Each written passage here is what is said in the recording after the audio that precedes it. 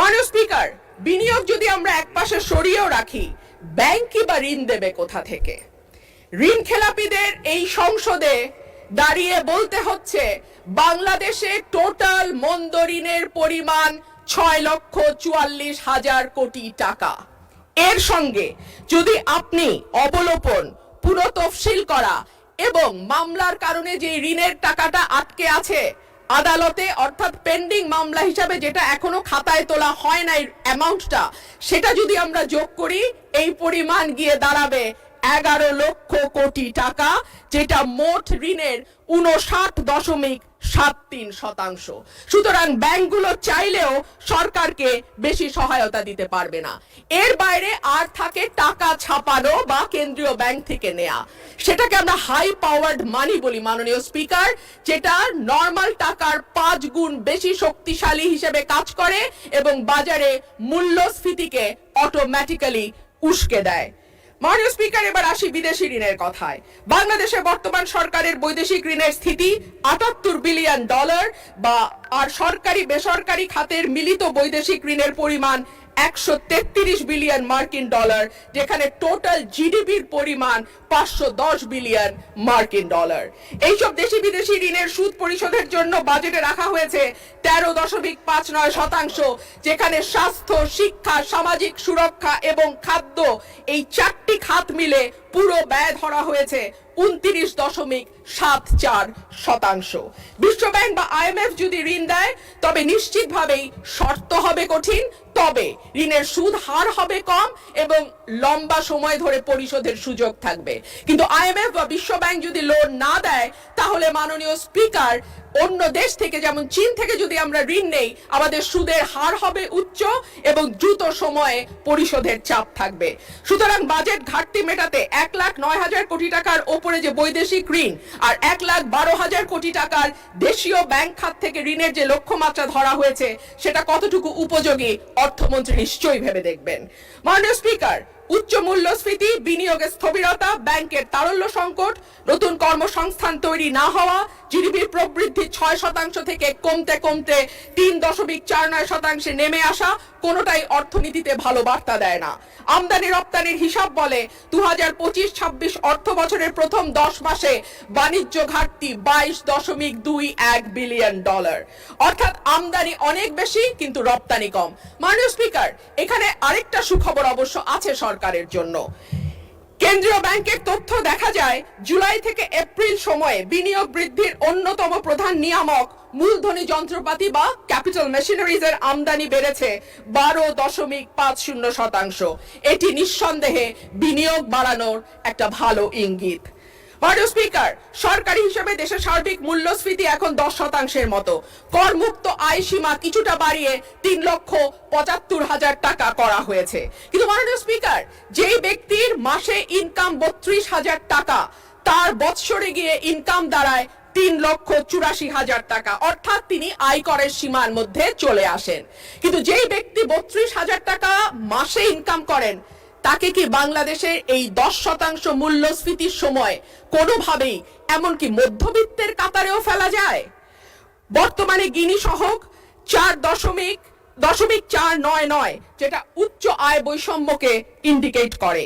মোট সম্পদের 58% মালিকানা 10% মানুষের হাতে এবং শীর্ষ 1% ধনীর হাতে যাচ্ছে 1/4 টোটাল সম্পদ। শুধু সেটাই নয়, আয়করের ক্ষেত্রে সরকারের যাবতীয় চাপ গিয়ে পড়ে সেই সব মানুষের ওপরে যারা ব্যাংকের মাধ্যমে বেতন পান, অর্থাৎ যাদের আয়কে সরাসরি ট্র্যাক করা যায়। কিন্তু যাদের আয়কে ট্র্যাক করা যায় না, এমন মানুষের সংখ্যাই বেশি এবং সে কারণে দেখা যায় বিগত 15 বছরে আমরা একজন জর্দা ব্যবসায়ী কাউস মিয়াকে 1 নম্বর হতে দেখেছিলাম ব্যক্তি খাতে ঋণ ইনকাম ট্যাক্স দেওয়াতে। কিন্তু আমরা তো জানি যে বাংলাদেশে ওনার চেয়েও আরো অনেক অনেক অনেক বেশি ধনী ব্যক্তি আছেন, কিন্তু তাদের কাউকে কিন্তু 1 নম্বর করদাতা হিসাবে পাওয়া যায় নাই। অন্যান্য বারের মতো এবারও বাজেটে আয়কর সহ প্রত্যক্ষ করের হিস্সা 1/3 রাখা হয়েছে, অর্থাৎ বাকি 2/3 পরোক্ষ কর। ধনী গরিব সব মানুষের উপর সমানভাবে প্রযুক্ত হওয়া পরোক্ষ কর অবশ্যই ন্যায্যতার পরিপন্থী। আর সে কারণেই আমাদের মতো অর্থনীতির দেশগুলোকে সাধারণত প্রত্যক্ষ এবং পরোক্ষ করের অনুপাত 50-50 রাখা হয়। একটা সরকার কল্যাণমূলক রাষ্ট্র গঠনের জন্য কতটুকু আন্তরিক সেটা বোঝা যায় তার শিক্ষা, স্বাস্থ্য, সামাজিক সুরক্ষায় বরাদ্দের পরিমাণ দেখলে। এই বাজেটে শিক্ষা খাতে বরাদ্দ জিডিপির 1.8 আর স্বাস্থ্য খাতে 0.9%। বিশ্ব স্বাস্থ্য সংস্থার মতে বাংলাদেশের মতো দেশে জিডিপির অন্তত 5% স্বাস্থ্য খাতে ব্যয় হওয়া উচিত, আর ইউনেস্কোর মতে সেটা 6%। এর মধ্যেই আমরা জানি শিক্ষা এবং স্বাস্থ্য খাতে জিডিপির অনুপাতের ব্যয়ে বাংলাদেশ দক্ষিণ এশিয়ার সর্বনিম্ন অবস্থানে অবস্থান করছে। স্বাস্থ্য খাতে বরাদ্দের চরম অপ্রতুলতার কারণে বাংলাদেশের স্বাস্থ্য খাতে ব্যয়ের ক্ষেত্রে ব্যক্তির খরচ 73% আর সরকার দেয় বাকি 63%। সে কারণে প্রতি বছর স্বাস্থ্য ব্যয় মেটাতে গিয়ে অন্তত 65 লক্ষ মানুষ দারিদ্র্য সীমার নিচে চলে যায়।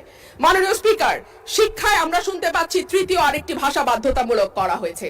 আমি বিনীতভাবে বলবো তৃতীয় ভাষা বাধ্যতামূলক করবার আগে আমাদের নজর দেওয়া উচিত কেন প্রাথমিক পাশ করা একজন স্টুডেন্ট সঠিকভাবে রিডিং পড়তে পারে না, কেন জিপিএ 5 পাওয়া একজন স্টুডেন্ট শুদ্ধভাবে ইংরেজিতে একটা বাক্য গঠন করতে পারে না। আমি মনে করি ম্যান্ডারিন বা জার্মান শেখার আগে অন্তত ইংরেজি ভাষায় বেসিক পড়তে পারা, লিখতে পারা, বলতে পারার শিক্ষাটা আমাদের ছেলে মেয়েদেরকে দিলে তারা বিদেশের বাজারে যথেষ্ট ভালো দক্ষতার সঙ্গে কাজ করতে পারবে। মাননীয় স্পিকার, আমি এবার আমার এলাকার কথায় একটু আসি। আমাকে 2 মিনিট বাড়িয়ে দেবেন স্পিকার, কারণ আমি সরকারি দলেরও না বিরোধী দলেরও না, কোন দলের হুইপ চিফ ভিপি আমার দায়িত্ব নিতে চান না। মাননীয় স্পিকার, আমি আপনার স্পেশাল ডিসক্রিশনের দিকে তাকিয়ে আছি। মাননীয় স্পিকার, 2 মিনিট আমাকে বাড়িয়ে দেবেন। মাননীয় সদস্য, indeed you are independent, nevertheless you are given the highest amount of time, 12 minutes, no one got it. So far মাননীয় স্পিকার 2 মিনিট বাড়িয়ে দেবেন। 1 মিনিট দেয়া হলো যেহেতু আমি মাঝখানে ইন্টারভেনশন করেছি। 1 মিনিট। ধন্যবাদ মাননীয় স্পিকার। মাননীয় স্পিকার, আমার এলাকায় 19টি ইউনিয়ন এবং এই 19টি ইউনিয়নে যে কমিউনিটি ক্লিনিক গুলো আছে সেগুলোকে আবার ভালোভাবে সচল করা, সিএইচসিপি নিশ্চিত করা এবং ওষুধ যাতে নিশ্চিত করা হয়। উপজেলা হাসপাতালগুলোতে মাননীয় স্পিকার আমি এই সংসদে বলেছিলাম যে হাসপাতাল নিজেই রোগীর আর চিকিৎসা কি করবে।